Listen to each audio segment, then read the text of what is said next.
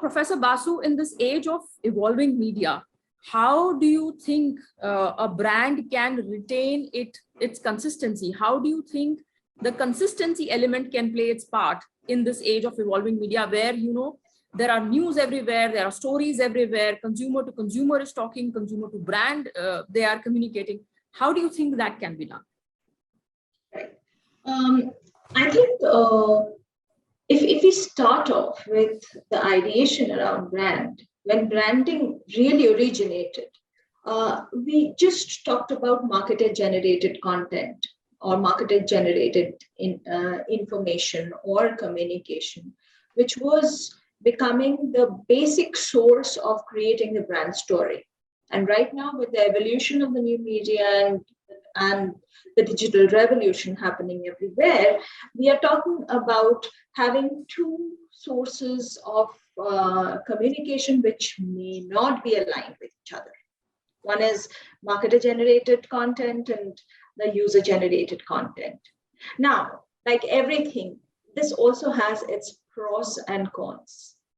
If you talk about the pros, the advantages of having multiple sources of information from where the brand story is going to be created, and having marketer and the user being the sources of such information, then the first and foremost advantage would be it gives brand the inimitable advantage of having a wider reach. Not just wider reach with content which is more relatable. As Mr. Srinivasan has pointed out, the moment a consumer is talking about a brand and is posting on his or her social media, I, as another consumer, would have a propensity to believe it more or to have more trust, which can be an advantage for brands. Now, as I said, if there are advantages, there are also disadvantages. What are the disadvantages? First of all, the biggest disadvantage is lack of control. Now, lack of control over what? Lack of control over the quantity of communication which is going out around the brand and the quality of communication. Now, why do I say that quantity can be a problem?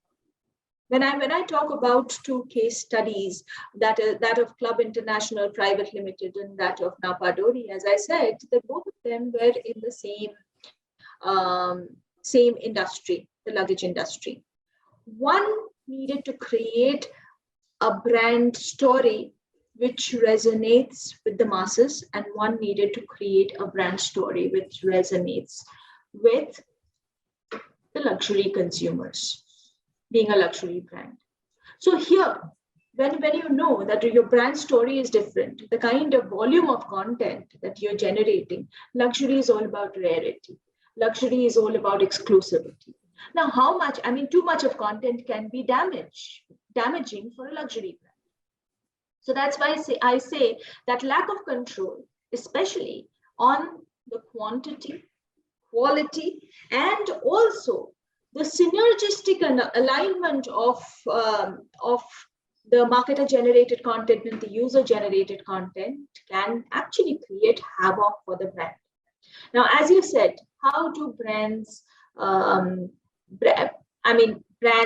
manage in this era? Of course, this is not something that can be avoided. It needs to be taken care of. So how can a brand manage? By building a story which is more ingrained in the value proposition of the firm. So if your story right at the foundation or right at the ideation phase of a product has a very fundamental idea of value proposition, so from that time onwards, if you can manage your service delivery models, if you can if you can manage the entire process. I mean, starting from your back-end supply chain to front-end supply chain, brand is no more a standalone kind of a process. Brands need to be synergized with everything that happens at each and every level of the supply chain the moment you're talking about user-generated content. And when you're talking about user-generated content, since you would not have much of control over user-generated content, and but at the same point of time, you have to create a kind of an ecosystem, which is where the user-generated content is aligned with your marketer-generated content. You will definitely have to have a brand philosophy which works throughout the organization, starting from each and every department that is involved in creating, managing, producing, and delivering the value proposition to someone who is using the value proposition. Then only your story will be synergistic with each other. So these are the things. I mean, as I said, new media, digital platforms, while they bring in a lot of scope for reaching out to a wider audience, maybe at some point of time make it a more cost-effective vehicle of reaching out to the larger audience, but it needs to be dealt with some kind of caution. And it makes the brand manager's role even more critical, because from the very beginning you have to work on how do you manage each and every customer touch point so that your user generated content on the brand is aligned with the original story that you have created for the brand, in terms of the brand mantra or the slogan that Mr. Srinivasan has talked about. Sure. So I think the basic premise of the entire explanation which you just spoke about is basically consistently managing, controlling. Although the social media gives a brand a vast reach, which was not there earlier, we can measure the results also. We can do a targeting of the audience as well. But I think what is required is, because the spread is so much, we need to control. We need to ensure that all departments who are working in delivering the brand story, they all work on a consistent brand philosophy, and which could be rooted in the vision of the brand or vision of the company, so that a consistent story is floated to the consumers and to the world outside. Right. Thanks. So, Rajeevji, how do you envision the future of media or the role of metaverse in this entire scenario in customer engagement and branding? When it comes to media platforms as such, we are moving from big screens. If you ask me, like an evolution of media platforms, we had TV. We maintained some distance and we had control over it, and we still have TV, right? So then laptop came. Now we have mobile. Now what we are going to do in the metaverse world is we are going to jump into the media, right? That's what we are talking about at a very fundamental level when we say metaverse. So it is coming very, media is coming very closer to us, and we are becoming part of media. So a lot of things we need to think of when it comes to metaverse.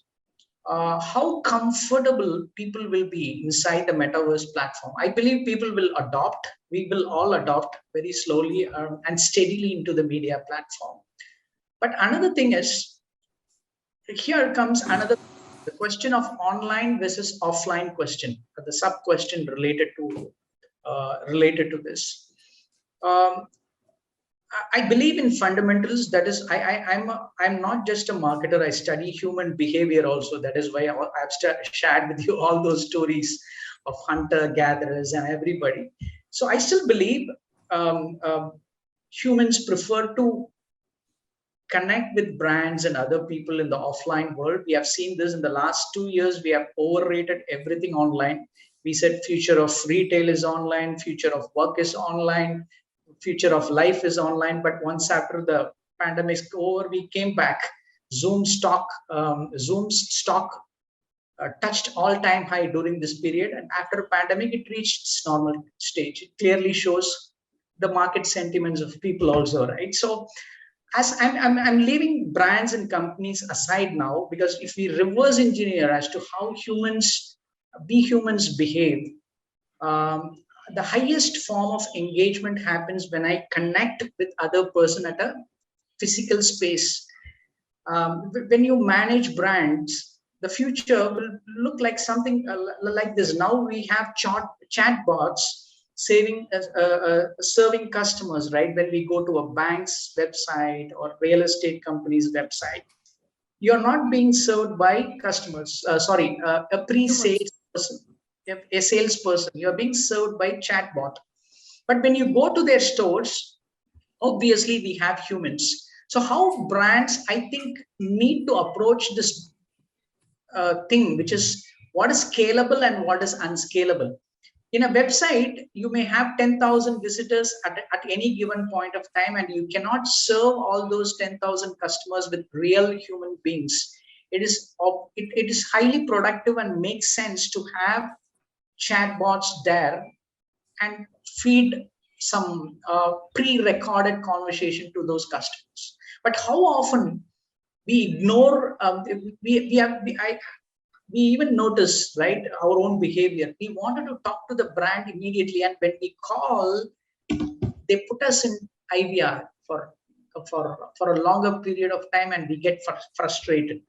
When I studied the brand called Zappos, which is the most customer-friendly brand, they call themselves, their slogan is delivering happiness. They are an e-commerce company, retail company, which sells shoes, but they still serve their customers through a phone call. They're the only e-commerce companies who have listed their phone number at the front page of their website. They believe if all these e-commerce and online things are very, very functional, and if you want to maintain loyalty and intimacy with the customers, we need to talk to them. So I usually ask people a question. I'll even ask this question to you. Today is your birthday. Okay. So I'm sending you a birthday wish through Facebook. Happy birthday, Harpreet. So another person sends you a WhatsApp message saying that happy birthday, Harpreet. Third person, your another close friend, calls you and wishes you happy birthday. And another very intimate friend visits your office with a bouquet and wishes you happy birthday. Which one you will value the most as an individual human being? I think the last one.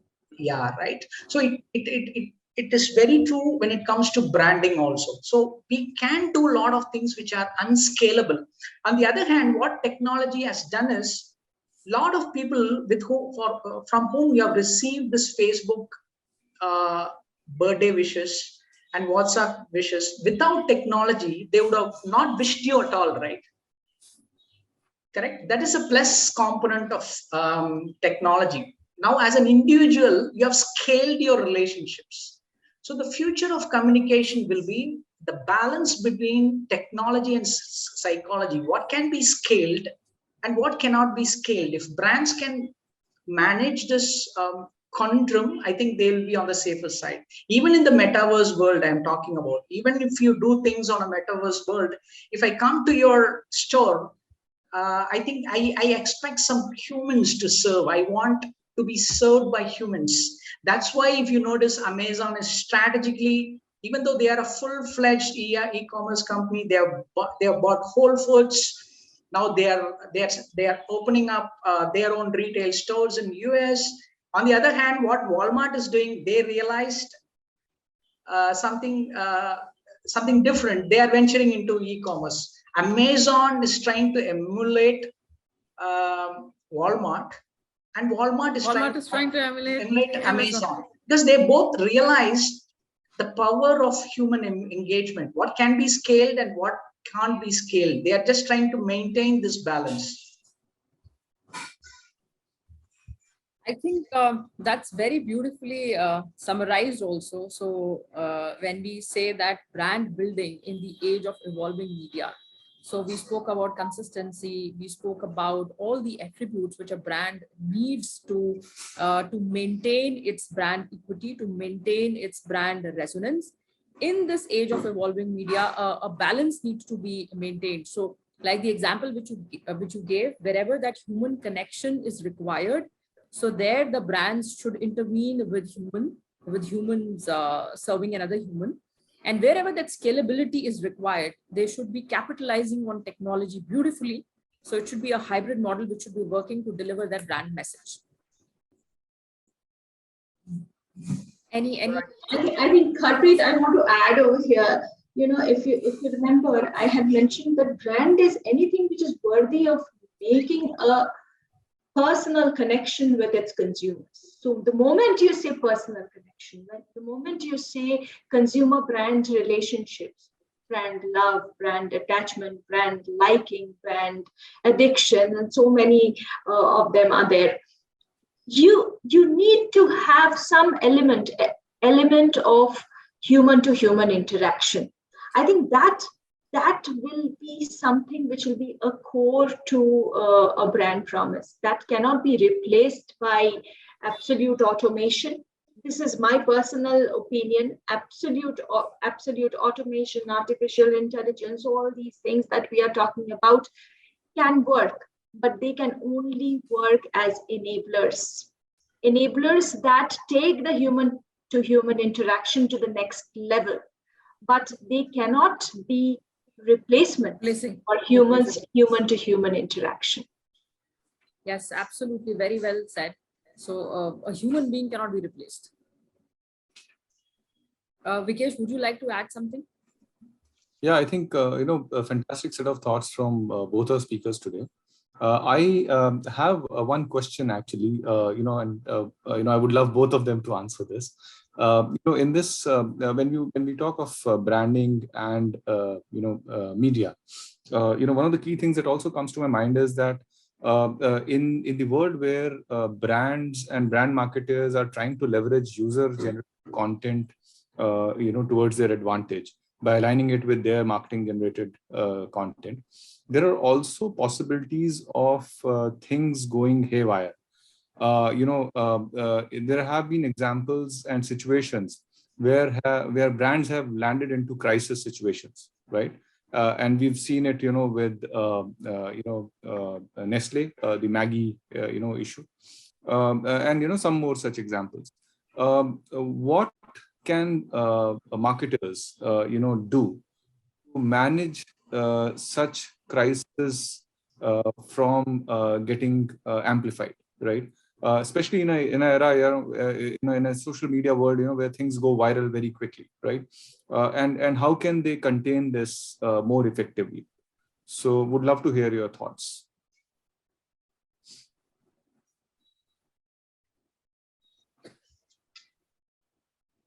Yeah, Dr. Basu, yeah, you can start then. Yeah, okay, I can share. Yeah. So what happened is, that's a good question, Vikesh. If you notice, as Dr. Basu rightly pointed out, there are a lot of uncontrollable factors for marketers. Internet has opened up a lot of things, but another thing which has happened is that everything has gone beyond your control as a marketer. What happened when I think the footballer name, yes, kept Coca-Cola the next side, when before the Cristiano Ronaldo. Cristiano Ronaldo, I forgot his name. Yes. Yeah. So Coca-Cola stock dipped, and then people talked about Coca-Cola at least for 2-3, and then ill effects of Coca-Cola for the next 3-4 years. Then after a week's time, another news has come, so we forgot that.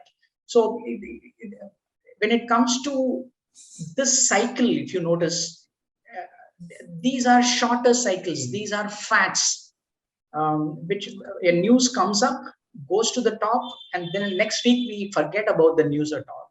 News itself. Sorry to intervene. I couldn't control. So you talked about the Elon Musk and the Twitter saga. everything. It will go up, he will tweet something, it will come down. Yeah, Musk is known for this. He's notorious, right? So Yeah, one tweet and the stocks will go haywire. Yeah, that is one aspect. But there are some serious issues like Maggie. Um, Maggie's issue was not a fad, right? It has become a serious concern. Then I think as a marketer, as a brand owner, you have to take certain steps purely from PR angle and address it properly. Take it seriously. So in today's world, as marketer, we need to juggle between two things. Social listening is very important because who is sharing what, who is talking about, we cannot totally ignore because there could be some insights for brand also. They could be sharing something very relevant to the product, the way we approach distribution or store communication. That is good and bad, like any tool. So we need to have our eyes and eyes wide open and ears on the ground and be listening every time. And that's why when I see the evolution of media, there are two stages. Prior to internet, brands spoke and customers listened. There was no way for all of us. We sat in before the TV, radio, print, and we just listened to it. It was a one-way monologue communication. But what internet has done is it enabled people to talk, and now brands have no way than to listen.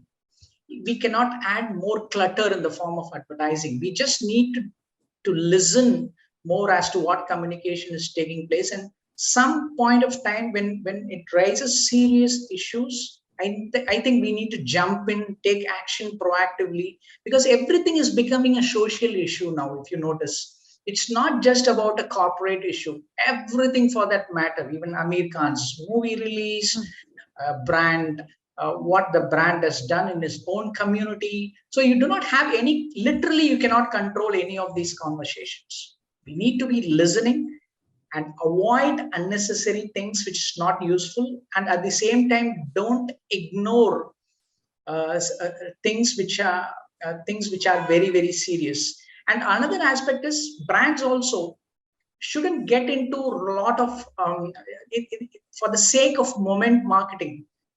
We shouldn't get involved in all the conversations which is taking place in social media. We get into unnecessary troubles. What is my brand promise? What is my purpose of my brand? I need to find relevant social issues and be participative. For example, Body Shop participates only in environmental issues, right? So it doesn't participate in conversations related to movies or any other social issues related to religion and other issues which are generally polarized. So we need to be, it's easier said than done. I'm sure I'm not giving you a proper answer to you, but yes, we need to balance between communication and understanding the customer conversations taking place in social media. One good brand which is highly leveraging the social conversations for good is Zomato. If you notice, everything related to food, they have conversations going on. Again, they have also get into trouble when some delivery boys did something wrong. And again, it was a fad. It was there for 1 week and then it literally dropped. The reason why I took this question second is I think I have already answered a little bit of what you're asking in terms of how do you manage this, any potential misalignment of information that can happen, especially in an age where the marketer generated information and user generated information is absolutely in galore. The first thing that I talked about when I was, talking in the previous, section was that you need to be very, very clear about the brand value proposition. So if you're talking about the brand resonance model, the moment you're talking about the salience of the brand in terms of the imagery of the brand, the feelings associated with the brand, right from there, it needs to be absolutely clear. Many brands which has a problem of handling misalignment of communication are the ones which go wrong with their salience or establishing their characteristics. Another thing is which becomes important for any marketer is to understand right now. This is an age where we are talking about interconnected world. There is nothing internal and nothing external. Everything is external, everything is internal to your organization, to your brand. So imagining brand management as a standalone activity, those days are gone. I mean, you really cannot think that your brand management team should only know about your brand management or brand strategy. Brand management is no longer a standalone activity, and it needs to be aligned throughout the entire organization. Now, how do you know if you're doing good? If you as a marketer is doing good, you need to ask three very important questions.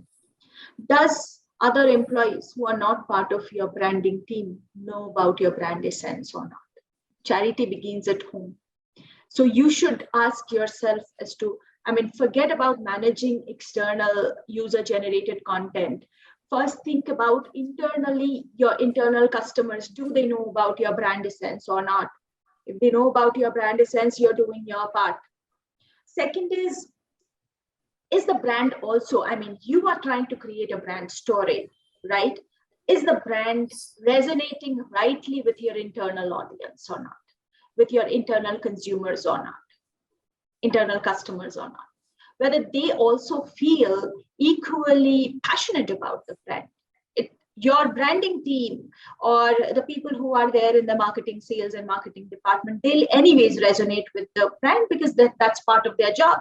What are the people? What about the people who are working in your accounts department? What about the people who are working in, say, in other administrative roles, or maybe your production shop floor?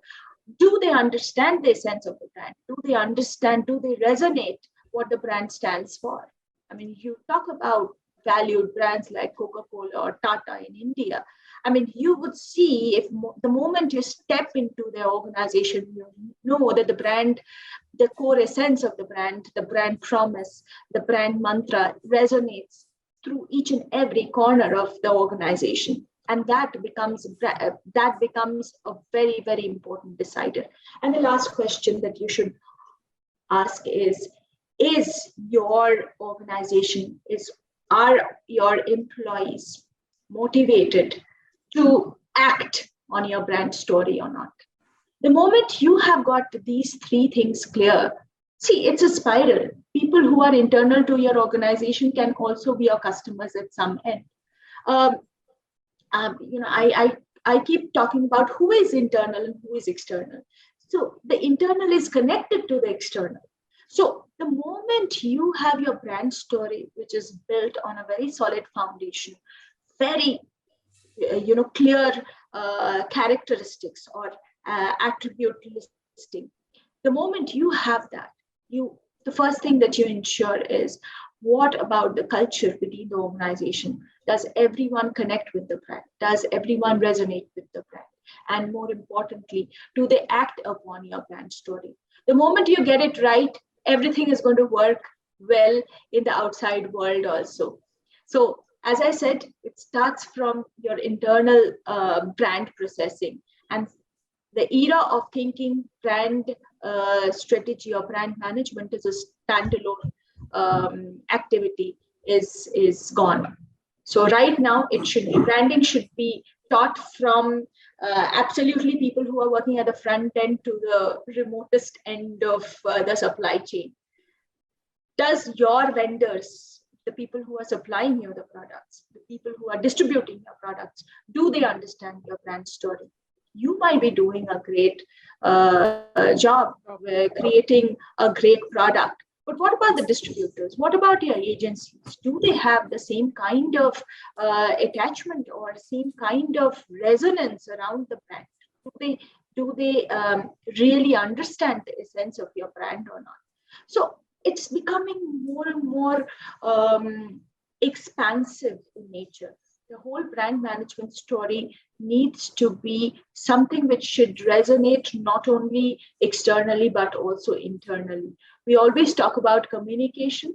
The communication flow has to be absolutely has to be both ends. While it should work at the front end where you are meeting your direct customers, you should also work at the back end, because you must understand your back end is at the end of the day also linked with your front end. And that's how you build a very synergistic, virtuous cycle of brand management. Great. Thank you, Dr. Basu and Rajesh. Sure. So I think if I were to summarize the key takeaways from the entire discussion, is that brand building in the age of evolving media needs more and more focus and more attention, simply because it is now vastly spread. So we need to connect, brands need to engage and need to adapt according to the modern day consumers. There is user generated content, and then there is a marketing generated content, which obviously, if not aligned, then like Rajesh ji said, then steps need to be taken to ensure that the brand consistency and the brand story does not get diluted. Like Dr. Basu said, that internal customers are somewhere your consumers outside also. So your back end is somewhere your front end connected to the front end as well. So as a marketeer, we need to ensure that the brand consistency, brand philosophy, brand theory is aligned with the internal customers, because that's a test in-house before it's like testing the waters before we go full-fledged outside. So I think we had a wonderful discussion. I don't have any other questions. Vikesh, do you have any other questions? Since you're giving the opportunity to repeat, I know we've gone overboard, in terms of the allotted time, but just one small question, and perhaps, you can, give us the briefest possible answer. In this age where... So rapid fire round. Not really, but just in the interest of time. So in this age, where we see a lot of new opportunities and new careers which are emerging. A lot of people leaving cushioned jobs and turning into freelancers or starting up their own ventures, maybe funded, maybe bootstrapped. I think when you're working for a large organization, or even if it's a small organization, there are systems and processes which are well developed. You have access to resources, right? But what do you do when you're all alone, when you're starting up, when you're on a very frugal bootstrapped model? How do you build a brand? How do you what are the things that you need to do to be able to still compete with the large giants who've been there for ages, right? What do you do differently? What do you do innovatively to still be able to be seen in the targeted customer groups and be heard? Should I go first? I can give a very brief answer to this, because this is something which is a very common question which is asked by students, because those who are planning startups. And I think for startups, this whole revolution, the digital revolution, new media has come as a blessing in disguise. Because branding, which was seen as something which is a costly affair, time-taking affair, has taken this, because of the availability and accessibility of the platforms, which has been brought about by the new media, branding has become accessible. And accessible for startups, for if you're a small organization, if you're a large organization, it does. If you're a one-man show, if you have people in your organization, it has made, the new media has made branding accessible. So that's a good news. But at the same point of time, it still needs to exercise a lot of caution as to how this new media has to be used. There's a very interesting book by Jan Benedict Steenkamp, which is called Brand Breakout. And in his book, he actually talks about a lot of these smaller players,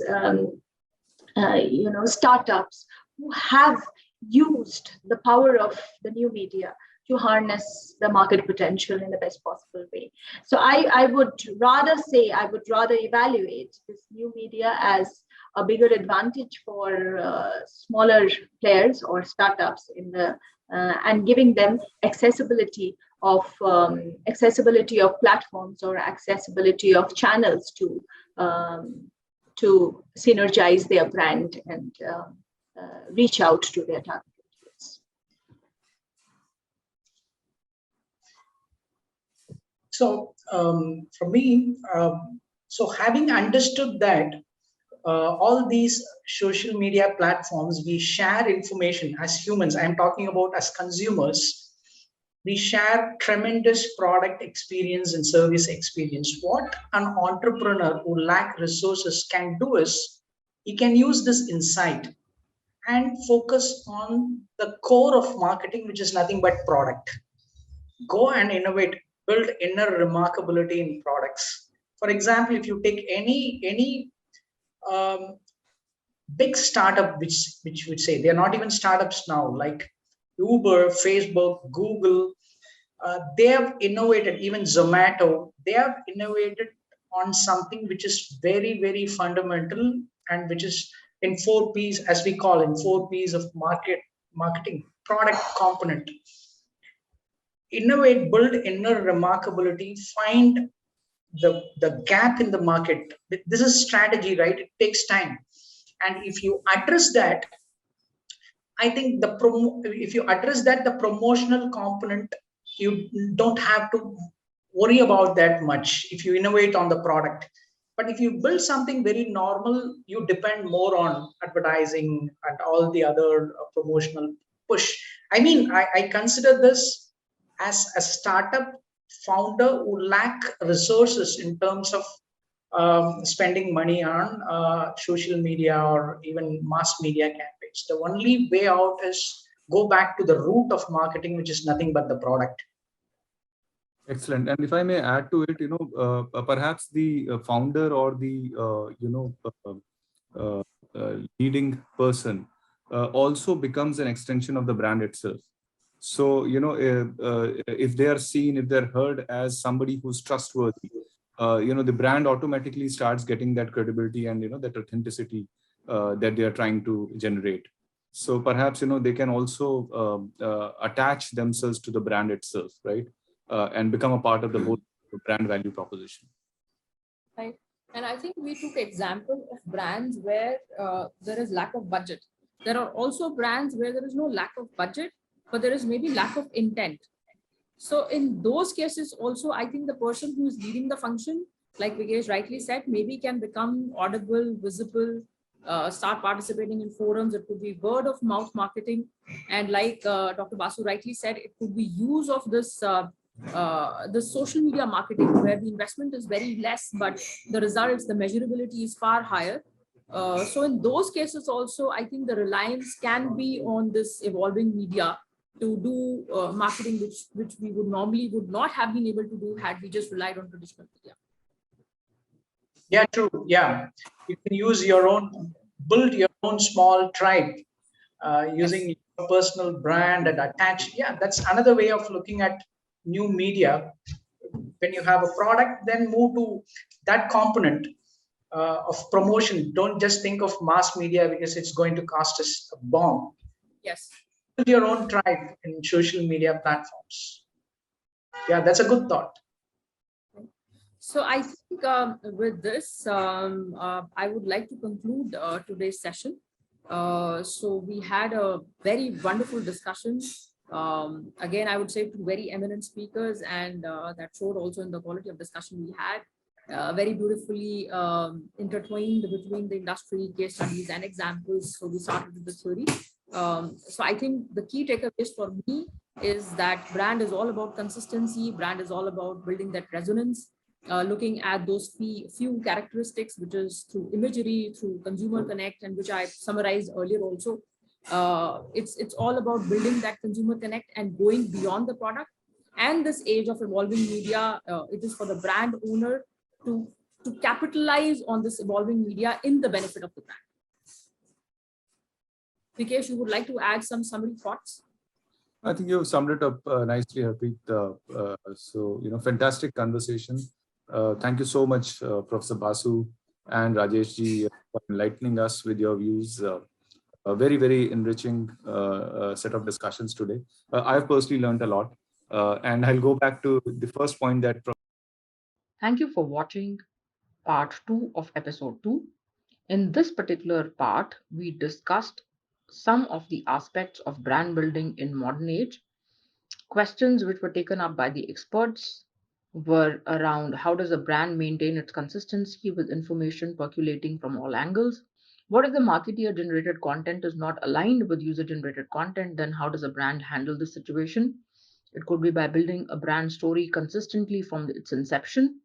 How do you vision the role of new media in brand building? Could it be a hybrid model? What can managers do if the brand is trolled? Example of Zomato was discussed. Brand management is no longer a single department job. This was delved on. Three questions which need to be answered for any brand manager to ensure brand consistency is around how do internal stakeholders or the employees know or talk about the brand? Is the brand resonating with the internal customers or not? And is your organization motivated to act on your brand story or not? Then, last but not the least, digital media as a boom for startups. This was also taken up. If you really like the conversation, I will also include part 1, episode 2 in the copy of the LinkedIn post. And if you really like the content, then do watch other videos on marketing demystified and do like, share, and comment on the video for the benefit of the larger audience. Thank you.